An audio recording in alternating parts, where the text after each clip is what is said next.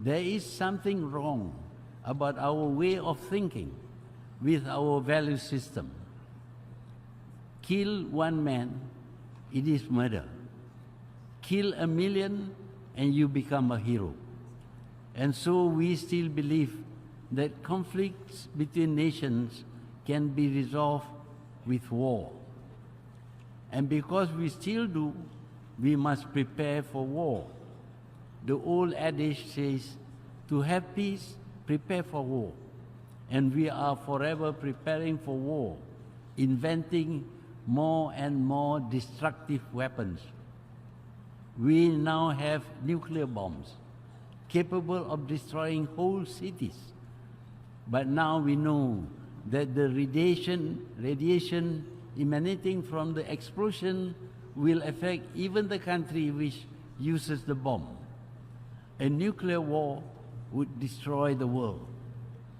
This fear has caused the countries of Europe and North America to maintain peace for over 70 years.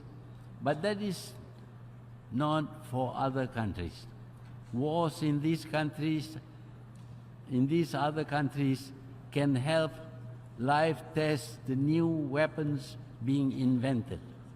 And so they sell them to warring countries.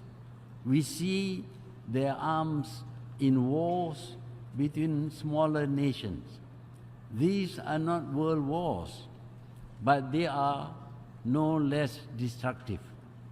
Hundreds of thousands of people have been killed, whole countries devastated, and nations bankrupted because of these fantastic new weapons. But these wars give handsome dividends to the arms manufacturers and the traders. The arms business is now the biggest business in the world. They profit shamelessly from the death and destruction they cause. Indeed, so-called peace-loving nations often promote this shameful business. Today's weapons cost millions. Fighter jets cost about $100 million, and maintaining them costs as much as tens of millions.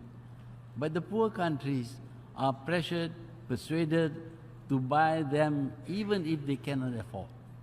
They are told that their neighbors or their enemies have them.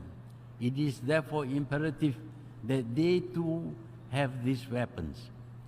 So, while the people starve and suffer from all kinds of deprivations, a huge percentage of their budget is allocated to the purchase of modern arms.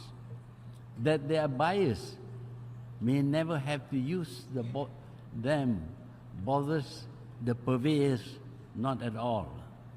Madam President, in Myanmar, Muslims in Rakhine State are being murdered, their homes torched, and millions of refugees had been forced to flee, to drown in the high seas, to live in makeshift huts without water or food, without the most primitive sanitation. Yet, the authorities of Myanmar, including a Nobel Peace Laureate, deny that this is happening. I believe in non-interference in the internal affairs of nations. But does the world watch massacres being carried out and do nothing? Nations are independent. But does this mean that they have a right to massacre their own people because they are independent? Madam President, on the other hand, in terms of trade, the nations are no longer independent. Free trade means no protection by small countries of their infant industries.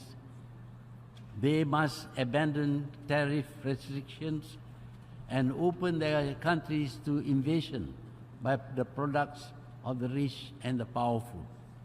Yet the simple products of the poor are subjected to clever barriers so that they cannot penetrate the markets of the rich.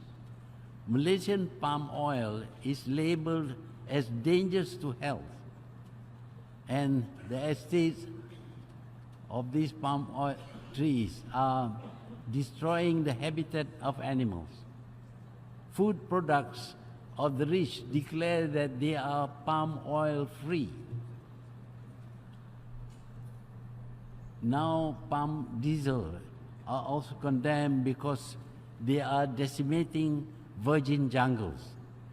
These caring people forget that their boycott is depriving hundreds of thousands of people from jobs and a decent life. We in Malaysia, we care for the environment. Some 48% of our country remains virgin jungle.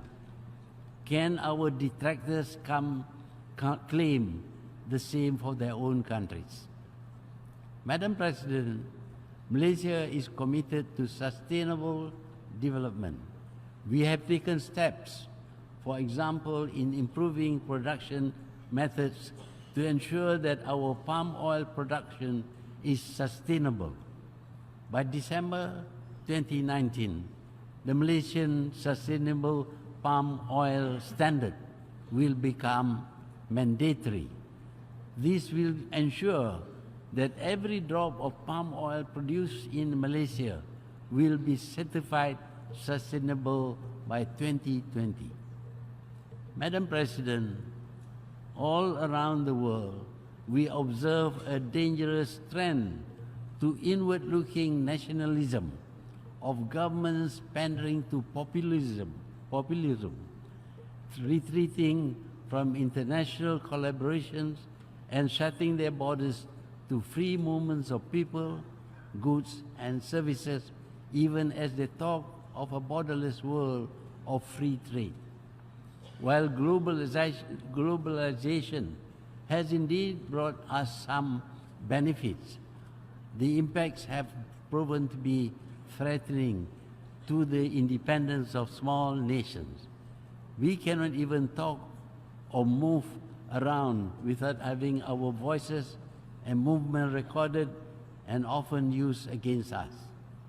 Data on everyone is captured and traded by powerful nations and their corporations.